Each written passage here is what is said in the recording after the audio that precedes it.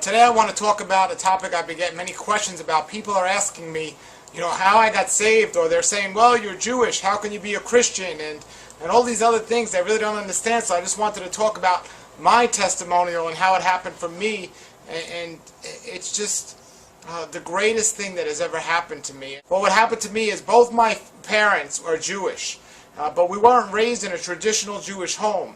They didn't do anything with the Jewish culture or religion or anything. They left it up to me to decide what I wanted to do and think in terms of God or religion and so on. And that was good and bad. The reason why it was good was because later on in life, when I accepted Yeshua as my Messiah, I didn't have a Jewish mother saying, "What are you doing?" But it was bad because I didn't learn Hebrew and about all the Torah and all the other Jewish festivals and feast days and so on, which I'm learning now. But everything was perfect the way it happened. And for me, basically, since my parents let me decide what I wanted to do, I decided to be an atheist. I did not believe in a higher power at all. I strictly believed in science. I believe when I'm here, I'm here. When I'm not, I'm not. And I can relate to a lot of people out there today who think that, because I once thought that way. Well, I certainly don't believe that way anymore. What happened to me was when I was 19 years old, I got diagnosed with a deathly illness called inflammatory bowel disease, also known as ulcerative colitis and Crohn's disease. It's inflammation of the colon. Now, my doctors told me that there was no medical cure, and I was at a high risk for colon cancer. I didn't know what to do, and I didn't have a higher power to pray to. But at that point, I wasn't looking for that. At that point, I just wanted to get better.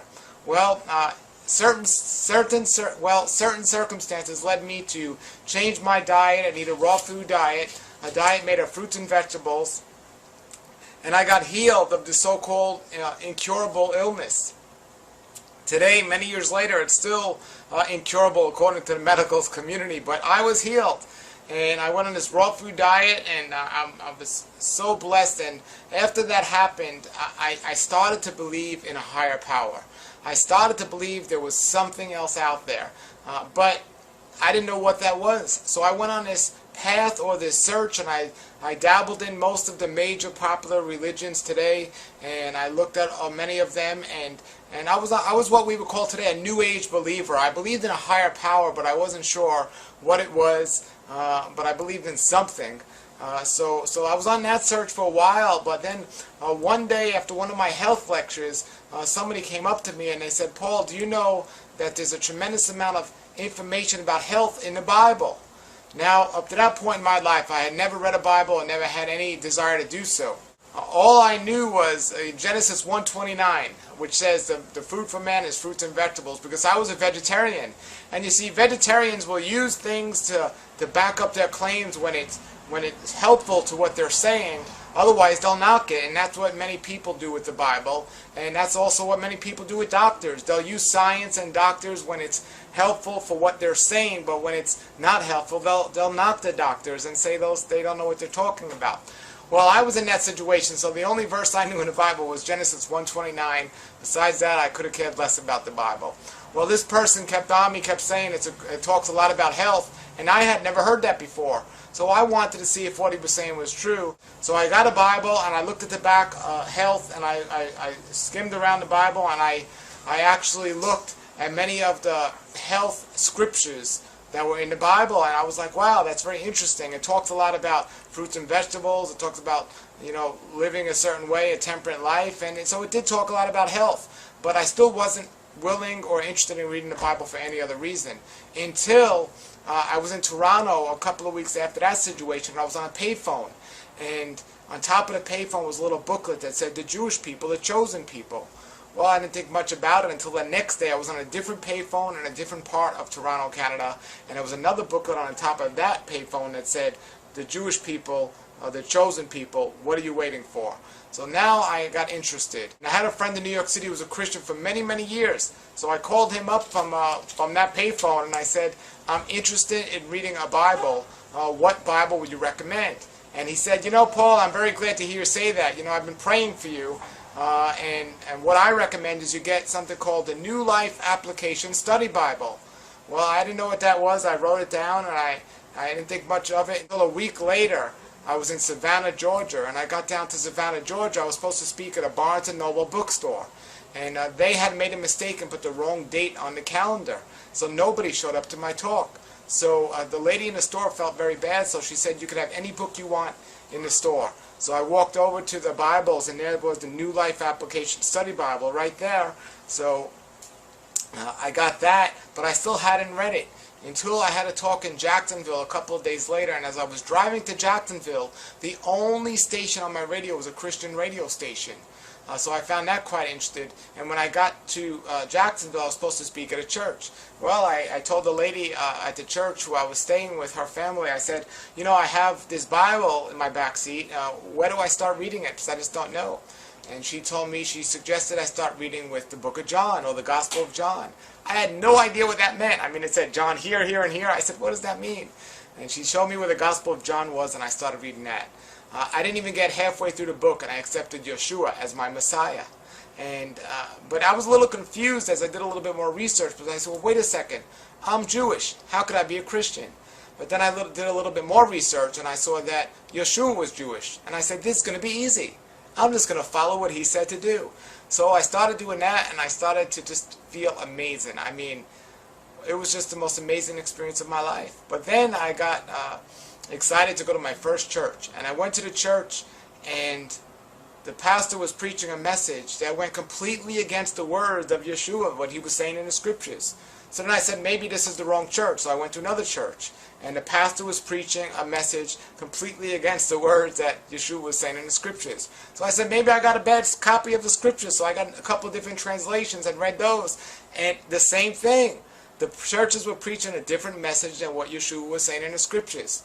So I called my friend up in New York City who had been a Christian for many, many years, and I said to him, I'm running into this situation because the church is saying this and the scripture is saying this.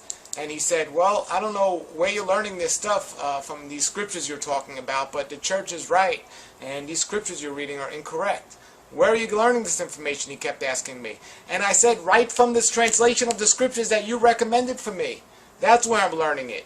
You see, the problem is today, many Christians out there don't even read their scriptures, and if they do, they've already been deceived or brainwashed into thinking something different about what's actually being said.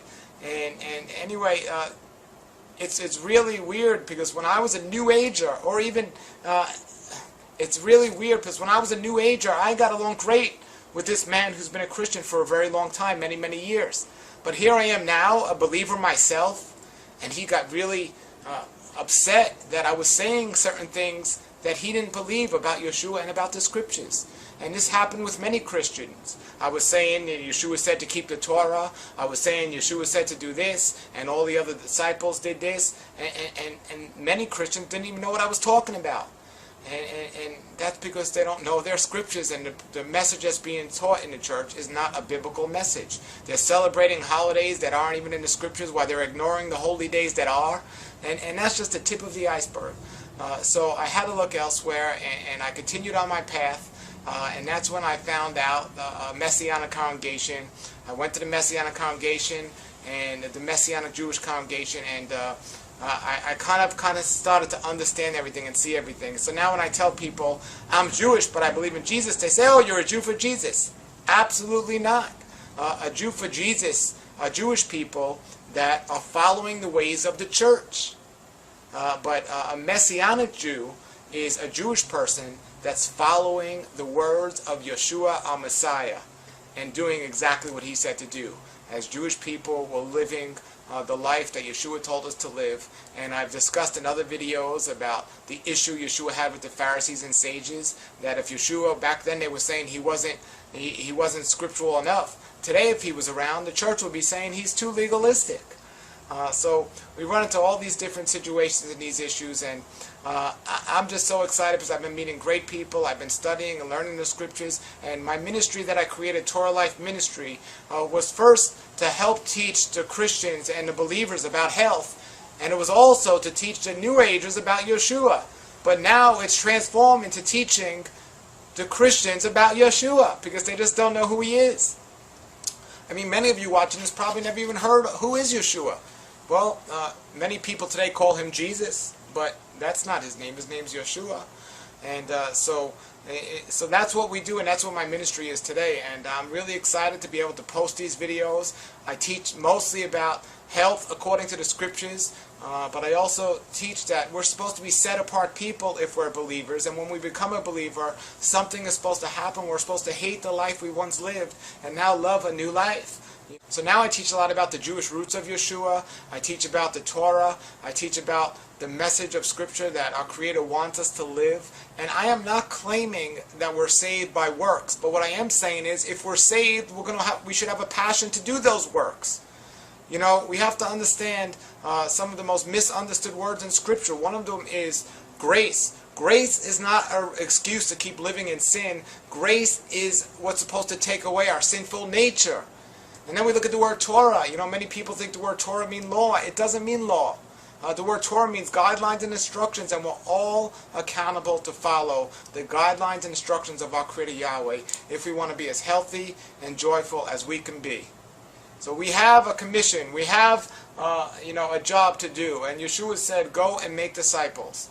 And the best way we can do that is by following His guideline and instructions and living the words He told us to live. And I am so thrilled to be able to understand and do that and not be deceived and misled by the church. I understand how atheists think because I was one. I understand how New Agers think because that's the path I was on for a while. And I also understand about the way Christians think because I've seen exactly the brainwashing and misleading that they're led to, celebrating their pagan holidays and ignoring the holy days of our Creator that He ordained us and told us we need to keep throughout all our generations. So everybody, that's how I got saved. That's how I created Torah Life Ministries. If you are interested in learning more about the Hebrew roots of our Creator and Yeshua HaMashiach, the Messiah, I'm happy to talk about this in all my videos.